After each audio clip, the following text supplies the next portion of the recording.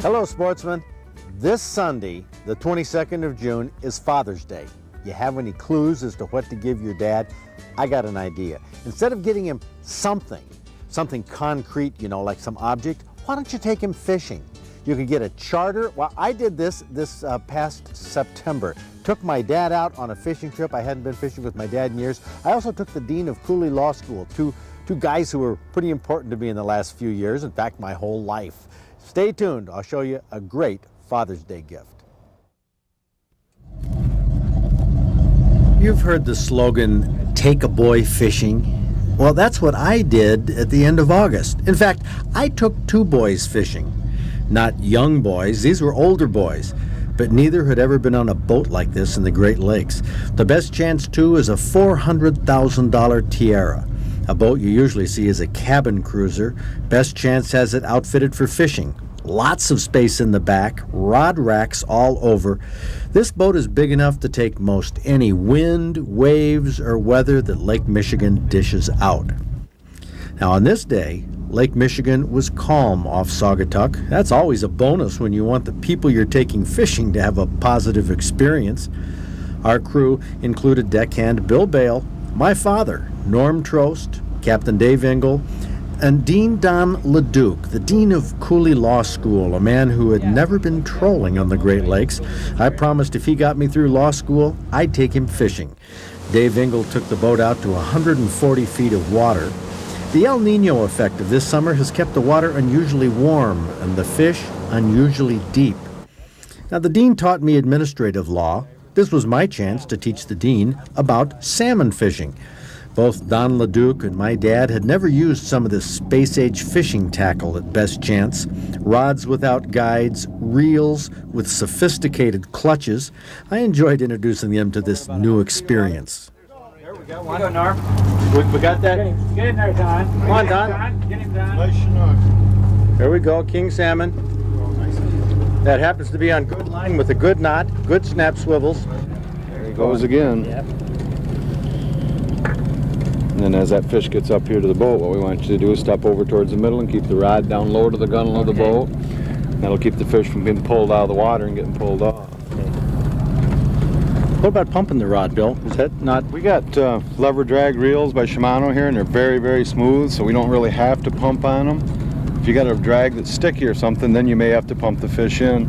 Occasionally we'll have the guy pump it, but like on a salmon like this, you won't have to do that. See how the fish is coming up to the surface there? But you can see your line coming up out of the water there? Yep. Okay, now it's time to slide over towards the middle of the boat a little bit. There you go. You see your fish on the surface back there? Not yet. The slider's on there. There he's running at you. See him running right at you? yeah. See your fish there? Yep, yep. Reel like man. Keep up Reel with like it. man. There you go. Okay. There you go. Now see how he's coming right at Yep, you? yep. Keep it tight. There you go. See, that fish is just swimming there, relaxing. Yep. These salmon you have to be kind of aggressive with. Okay. The lake trout are passive, you Yeah, want to be slow and easy. But these you got to keep. See how he's running all over? He's actually Yep. running ahead of Yep. the. Yep. Yeah. He is. Coming right at us now. Yeah. What we want you to do is stay down. Okay. Take one step back to the middle of the boat. There you go, right in there. How are you doing? We're a little tangled, so we're going to have to. Trick here. Just back up.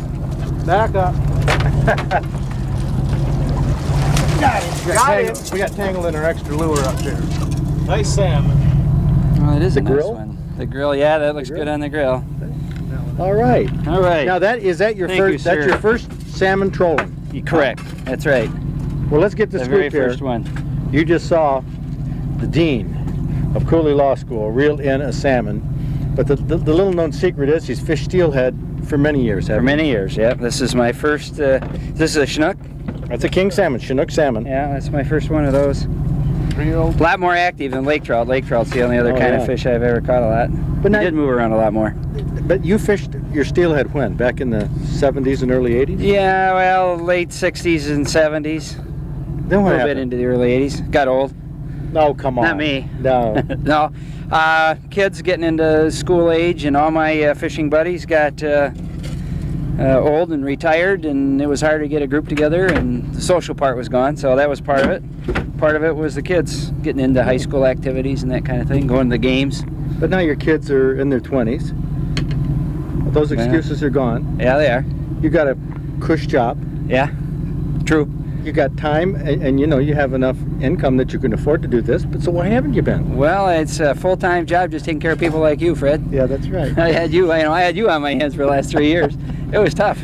It was tough. I had to work extra hard to get you through law school. Yeah, and I appreciate it. You did well. You did well. should. And I meet your dad here, and now I understand that I'm not alone carrying this burden. What are you laughing for? Well, Thank you, guys. No, I'm not laughing. You're laughing. Carrying the burden. That seemed to strike a note. Yeah, that did. That did. Yeah. Yeah. Well, anyway, Don, you did a good job there. Oh, thank you. Yeah. Now that was a lot of coaches around here. It's pretty hard to go too wrong. Everybody giving you instructions. Right. You noticed that. Throwing in an extra line made it a little harder, but What was that? That was a that was coho King salmon. king salmon. Majority of our catch have been kings or chinook. That particular fish is what we call a 3-year-old king. In other words, it would live another year here in the lake. We can tell by the size and the way the scales come off and stuff. And then the majority of our catch is that right now, with a few lake trout mixed in there. Some days more lake trout, and then occasional coho. Maybe 1 or 2 coho. You know, if we get 3 or 4, it's a big day on the coho. But we have been catching coho almost every day consistently. Are the fish mixed up as far as a school of fish? They'll be mixed up, or will they be pretty much segregated? All kings and all. The fish school, for the same reasons. The bait fish are there. Yeah. They basically like the same water temperatures, from the low 40s to the mid to high 50s is where those fish will be, and they're all there for the same reason. To eat the alewife. That's where what we'll do is we'll find we'll go down. You asked me the temperature was 76 degrees on the surface, okay? Yeah. It's 42 degrees, 110 foot down right here. In between there's a severe temperature break at about 70 feet. It goes from in the high 60s to the mid 50s. From that level down are where the salmon and trout are right now, because that's where the bait fish are. The zooplankton and stuff all builds up on that severe temperature break, and that causes the bait fish to come there. And of course the big fish come after them, and we go after the big fish. So that's why we're fishing deeper. You know, this water you can see has got a lot of plant life. You know, a lot of plankton, a lot of stuff in it, just because of the color of it. You know, it's real green. It looks almost like you're in the Bahamas. You know, ocean water right now. So the water's beautiful. Now, one thing we do in the business is put your arms out. to make the fish look bigger. Show you a little secret to that, though. You want to put your fingers back underneath the fish. Slide your fingers back underneath the fish. Back underneath. Yeah. No, back underneath. You don't want your fingers out in front. Oh, I see. Oh, it's Hold that fish out away I from see. you. Try to And make it it look bigger. bigger. I And see. you got your fingers up there. I'm with Looks you. like you got the hands with fingers that long. Show you a little I trick. didn't even know that. I'm just too modest for this business. You know? Yeah. Hold her out there. Yeah. Well, that's a good one. Oh, look how pretty the green is on it. Tell you the thing is, this size though, it's great eating. Yeah. It's great eating. See, they got your steelhead have white mouth. Salmon all have black mouth. Okay, that's a good lesson. So that's how you can tell the king and the coho salmon have a black mouth, and all the trout will have white mouths. White gums. Anything else? Any other? See how he's spotted on the tail, and his tail's semi-V'd here? Yep. Okay, that's more of a salmon. A coho wouldn't have the extensive spots on the tail like that. It'd have a white mouth. What about the steelhead tail? The steelhead would be more Straight square across, blunt, yeah. instead of being semi-V'd like Yeah. this. And it'll have lots of spots on that. Yep. Well, that's a nice color in this. Yeah. Up here on the top, you can see in the sunlight, the iridescence. Great eating too. They're kind of Perfect slimy. eating fish. Just kidding. Just kidding. Thanks, Red. Well, here- Let's get him back in here This is before the you guys Put him catch on the ice, yeah. On the ice. Cold water or something like that. Seeing Don LeDuc, my dean at Cooley, catch his first salmon was a lot of fun for me. Maybe I enjoyed it more than he did because it was such a new experience for him on the Great Lakes. Well, then I got to watch my dad tussle with the big fish. Now, this was the guy who introduced me to the joys of hunting and fishing. Nice and steady on the reel. How's it feel? No, you don't have to worry about the having the guides. On this one, no. We're so poor we can't afford to have guides on these rods. Yeah. Oh, these are the new experimental ones we were telling you about. No guides on them, so you get a nice true arc. You get a good feeling for the fish with them, too. These reels are very fast. You notice how if you turn the handle slower, that you're gaining line better on him than when you're turning it real fast. And the reason being is when you turn it fast is you actually slip the clutch. Yeah, slipping the clutch, right. good news is you only got another 88 meters. Oh, those are meters? Seriously, that's meters? Yeah, that one's in meters. Oh, so that was 115 meters out. Yeah. wow, that's 345 feet. More than that, meters. Yeah, that's more than a football field. Just gotta take your time. Young guy like you, you know, you can't just rush into it. You gotta just nice and easy and enjoy the fight. See how you're gaining on him? So just slow but sure. You know, if you pull up on him and you're in the middle of the pull at 10 foot of leverage and he thrashes down, when the fish is thrashing, you feel that pumping on the rod. He's actually laying in the water with his mouth open, head going back and forth trying to get rid of that hook. Yeah. So you're pulling up at the same time he's doing that, you're actually helping him.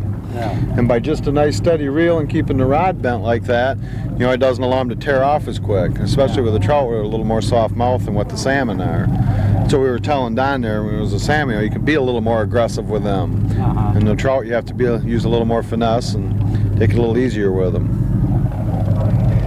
So you're betting that this is a lake trout. Are you a betting man, are you, Dad? Oh, sure. Oh, boy. Well, I won't bet against you. You won't? No, I was no. going to say, I got a dime in my pocket here I'd be willing to bet you. No, I mean, yeah, I'm sure you're right. Got a nice shiny one here. Yeah. Could be yours. Well, I'll take that dime You're bet. going to take that dime bet? Yeah, I'll take that dime bet. There you go. See, that's not really gambling. That's just good, clean fun. That's right. You never fished with a rod like this with the line going up through the middle, have you? No, never have. No, in fact, I've never seen one before. Fish with no bamboo pole. Yeah? Can you tell any difference? What? No, except, I don't know. No, I can't tell any difference. But So just keep a nice steady reel on him. I get the net up here. Back just a little bit, Dad. There you go. Stay right here with me, buddy. Here we go. You're not going to swing him aboard, are you? Keep your rod down, Dad. Keep your rod down. There you go. Now just look towards the front of the bow. Left. Let